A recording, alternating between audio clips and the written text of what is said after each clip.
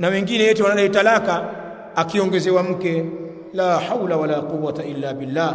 Mwapingana na Qur'ani nyinyi, mwapingana na sunna za Mtume sallallahu alaihi wa alihi wasallam, mwapingana na sheria ya Kiislamu. Wewe unakuwa ni mwanamke wa vipi? Unajifananisha na wanawake gani? Hao wake wa Mtume alayhi salamu wanawake bora, at-tahirat, wanawake tahara, al-afifat, at-tayyibat, wameishi ukewenza tena kwa wake wengi. Wewe leo unadai talaka kwa sababu mume wake ameongeza mke?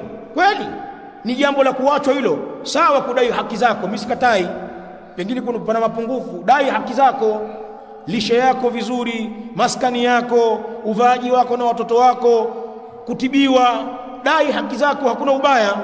Maana mtu akiongeza mke na majukumu yake ya bebe, sio kwamba inshallah Allah ataleta, nimeongeza wa pili ili mambo ya mazuri. Nani amekwambia? Nani amekwambia? Wale wa kwanza ni jukumu lako mwanaume kuwasimamia, na huyu wa pili msimamie. Kama ni masala ya kudai haki zako, una haki hiyo, sawa kabisa, ndio mahala pake, ili mtu akijitia kiherehere kwenye kuongeza mke ajipange. Sio kuoa tu mkaterekeza. Muoe, msimamie. Hawa ni wanaume sasa.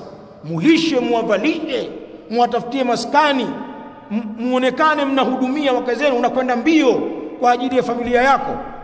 Kama unadai haki yako, ukhti fillah, mimi nakuunga mkono, na hiyo ndiyo sawa. Lakini unadai talaka eti tu kwa sababu mume ameongeza mke, na unasema kabisa mimi ndoa za mitaala sio katika utaratibu wangu. Kwenye ukoo wetu hakuna mambo hayo. Sio tuzungumzia habari ya ukoo wenu bana. Tuzungumzia dini ya Uislamu, sio habari ya ukoo hapa. Mimi ni jambo siliwezi. Kwa nini? Siwezi tu, niache. Sawa, utaachwa, lakini ujue kwa Allah una dhima kubwa sana mwanamke wewe, kwa sababu unadai talaka kwa jambo la kisheria ambalo wewe unatakiwa ulitii kwa sababu maagizo ya Qur'an na Sunna.